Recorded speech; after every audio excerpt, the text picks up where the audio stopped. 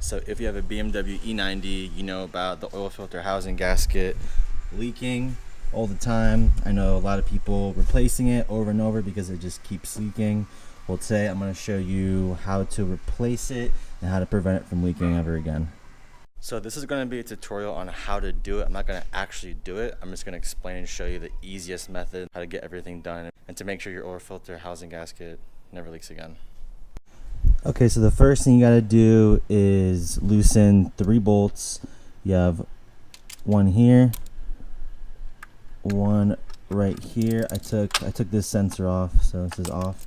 Then you have one right under here.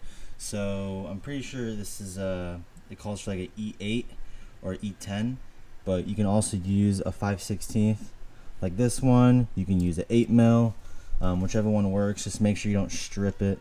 So the first one up here is pretty easy. Just break this one loose, and the one down here, it's pretty hard. What you want to do is take this coolant hose off, and you can use a 10 mil to take it off. So a 10 mil. Just like this one, take this off. But before you take this hose off, you want to put a bunch of like towels and stuff down here, because coolant will come out. Not a lot, but a good amount will. So just to protect everything, just put some towels, like just shove them in here. So, but the best way after you take this off, the best way to take this specific one off is to use a 8 mil wrench. You want to put the end of it on here, and then you can take it off pretty easy. Just, again, make sure you don't strip it. And then the one back here, this is probably the hardest one to get.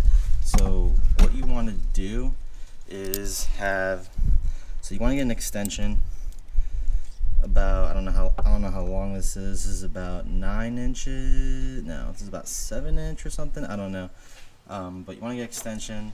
You want to get a swivel at the end of it, like this, and then you want to put your 5/16 or E8, E10, I forgot which one it was, on there at the end. And then in order to get to this easy, what you want to do is you want to go through here this way, and you don't have to take any of it. You don't have to take this off. You don't have to take all of this off. You just want to go behind here, just like that, and then you can see it'll reach it right in there, just like that. Hold on. There you go, and now it's on. So you see it on, it goes through this way, and then you can just easily take it off. So once you broke all those free, you want to unscrew them all the way, and you will have oil, a little bit of oil and a little bit of coolant come out. But you want to take this whole piece. This is gonna come out.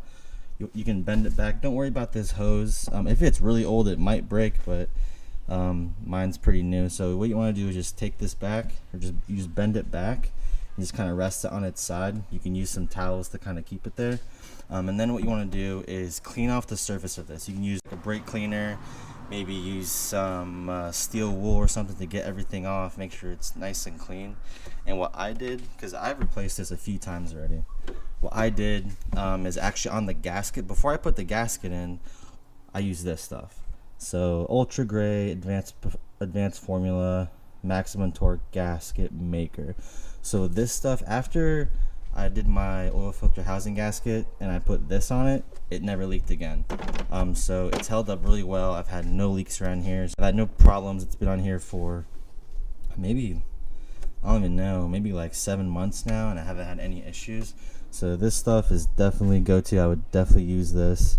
And again, you won't have any problems with it. So I wouldn't put too much on. I just kind of smeared some on the gasket, and then put this stuff together. I put this stuff back together, and then basically you're done.